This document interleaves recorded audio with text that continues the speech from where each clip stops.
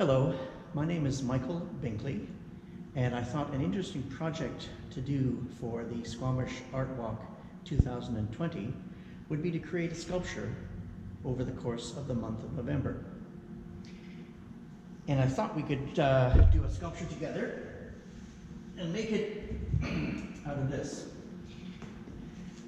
I am a stone sculptor, have been for 40 years, and this is a piece of sodalite, which is a stone with gem-like qualities. It's a cousin to lapis lazuli. And I thought I would create a duck sculpture from this stone.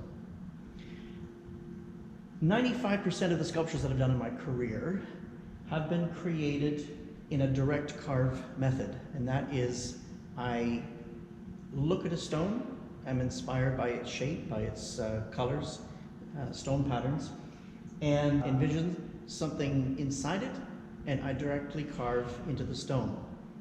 I don't create a model first and then copy it to stone, which is a process that stone sculptors for millennia have followed. And if you come into the gallery during the art walk, we'll talk about that a little bit more. I envision a duck, like a merganser with a bit of a crest on the back of its head. I can see it in the stone, but perhaps maybe you folks can't. So we'll go to the drawing board and I'll sketch out what I envision in my head.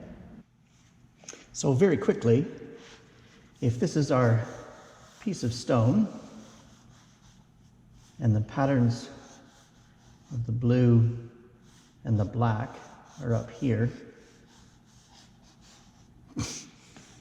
I envision a duck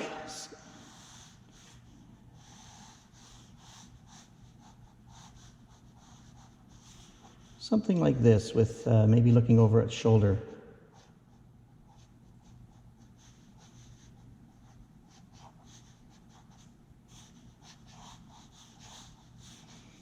Not a flying duck, but one that's floating perhaps on a pond or on a lake.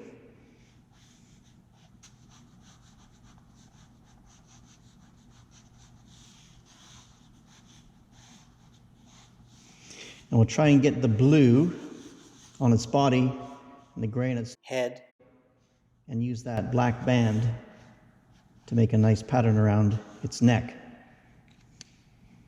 One of the purposes of our video here together is to show you some of the different types of tools that I use to carve stone.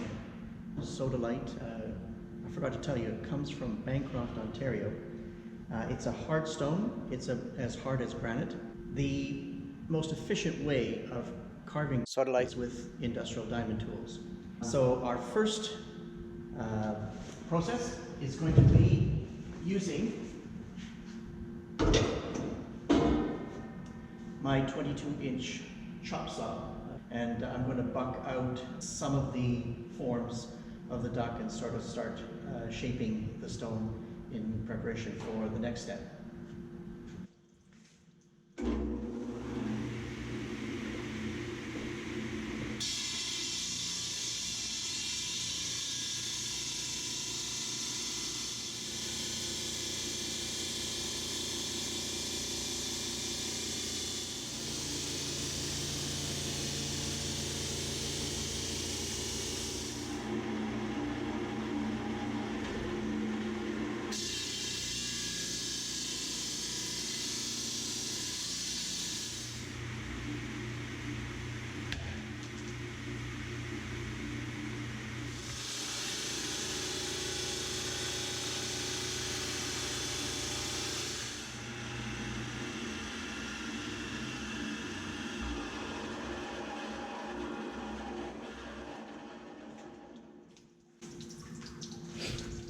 A lot of people don't realize that up to 60, sometimes 70% of the original block of stone is removed in one of my sculptures. So this is just the beginning.